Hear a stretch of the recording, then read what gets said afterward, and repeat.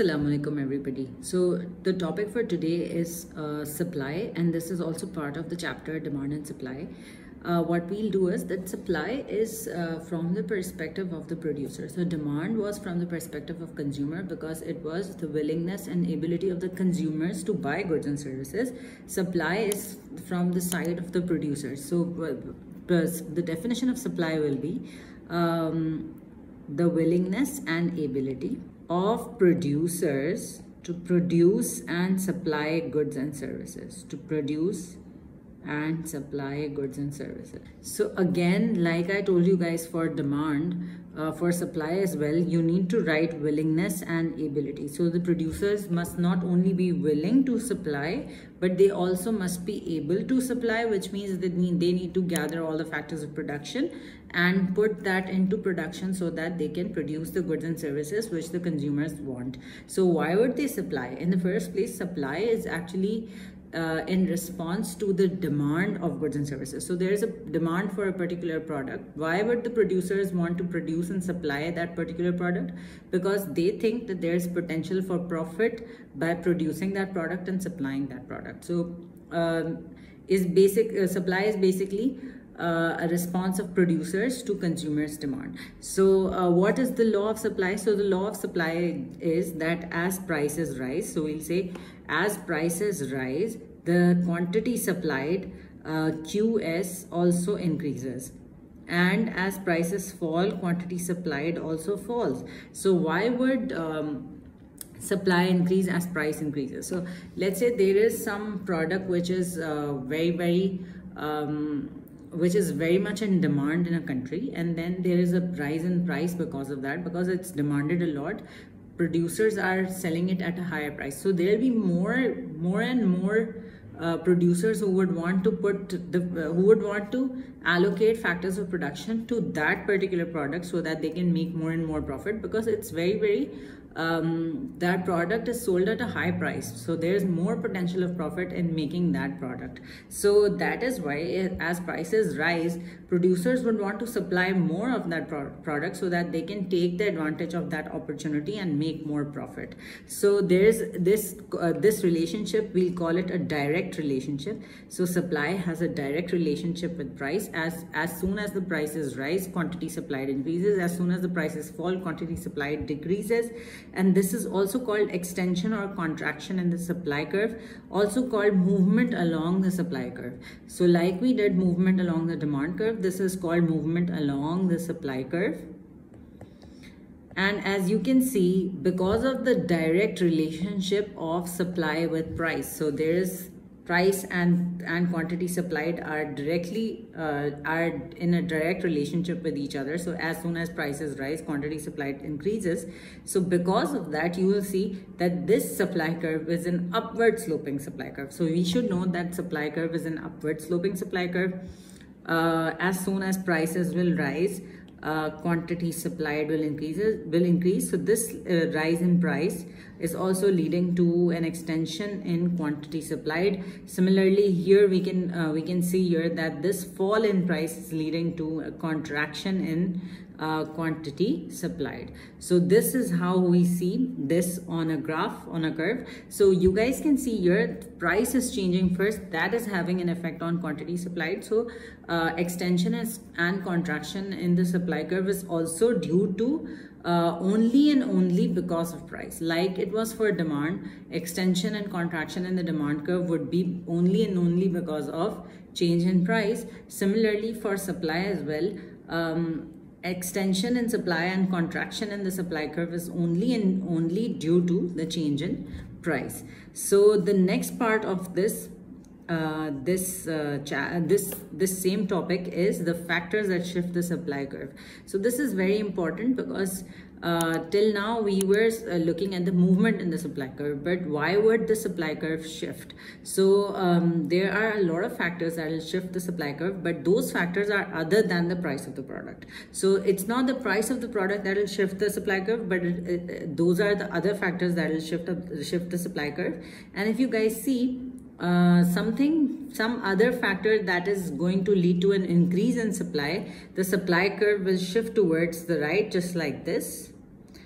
and some factor that actually leads to a decrease in supply, the supply curve will shift like this towards the left. So decrease is a shift towards the left or a shift inwards, and increase is a shift towards the right or a shift outwards. So why would the supply curve shifts? Number one is the changes in the cost of factors of production. So cost of factors of production, cost of production is one and the same thing, but you guys need to understand what are the elements of cost. So whenever we are supplying a product, something which is very important for producers is the cost of making that product. So cost of making that product will include raw material, it will include labor, wages of labor, it will include purchase of buildings and machinery. So maybe rent of buildings or rent of factory, for example. All of this is part of cost, and there are lots of other things that come in the cost of factors, like cost of factors of production. But the point of the story here is that if raw materials, let's say raw materials become expensive, what will happen is that as soon as the price of raw material increases, what the producers will try to cut down on their demand of raw material, because obviously raw materials have become more expensive.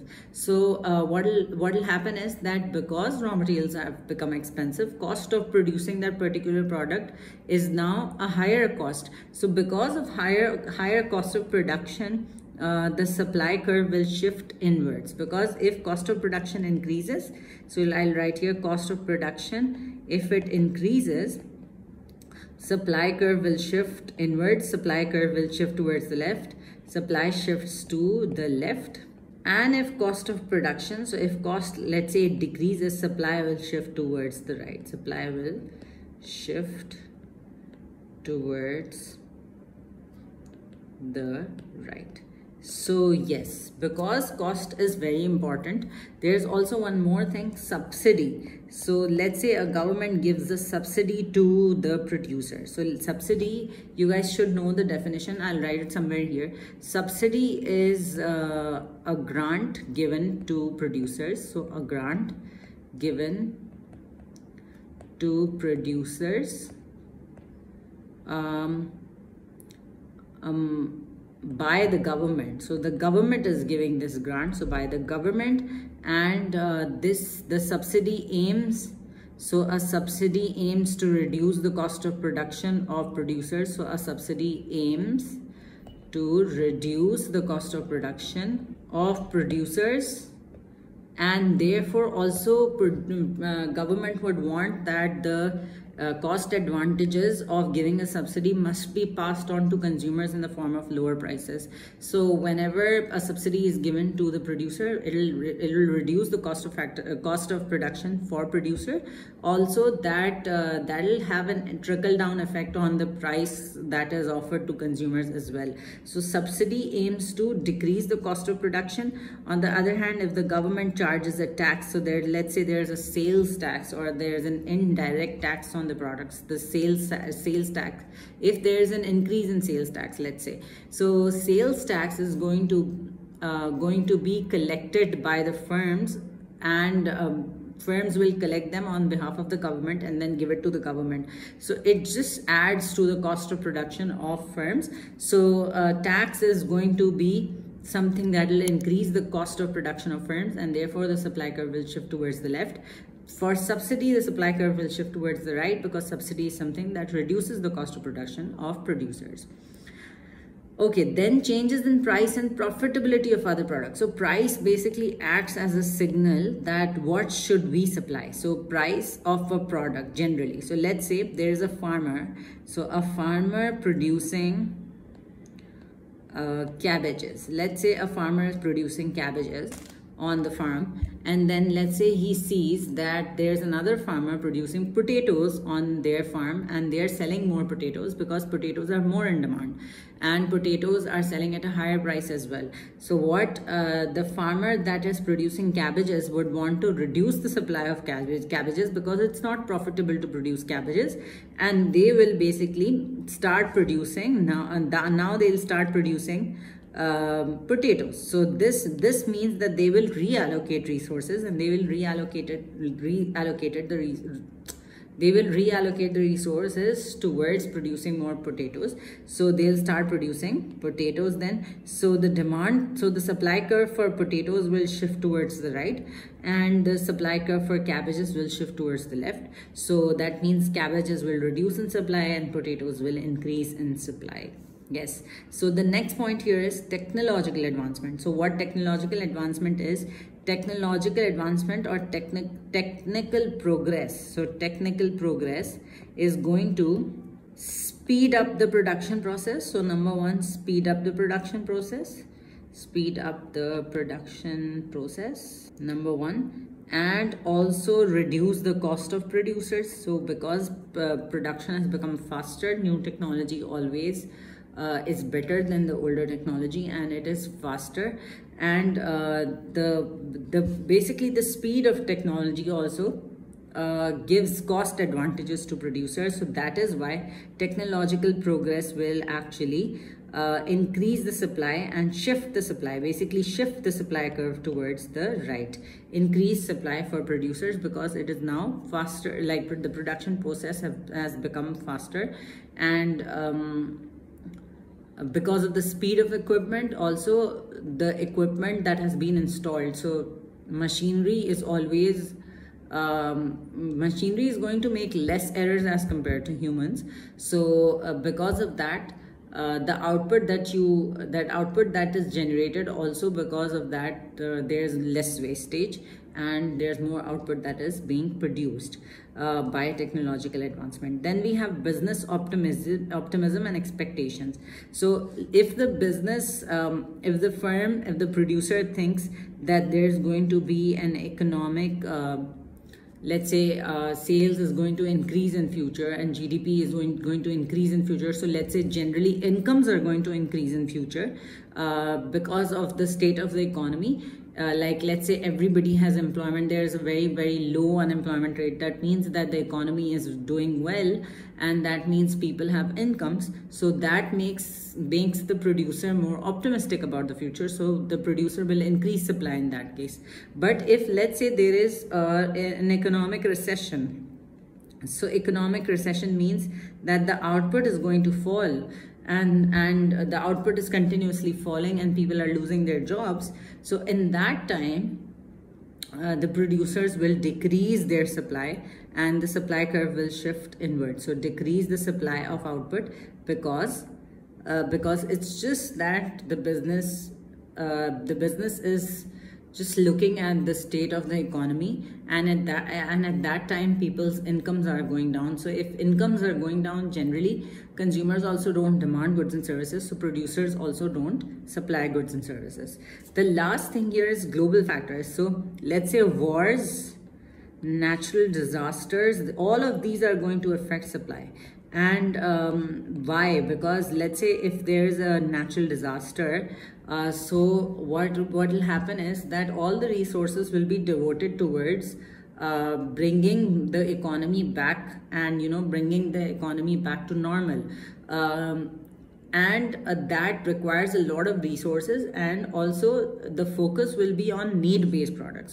So let's say there's a country where there's a natural disaster. During that time, basically all the resources will be devoted towards recovery of that economy, rather than during that time people will not think about buying luxury goods.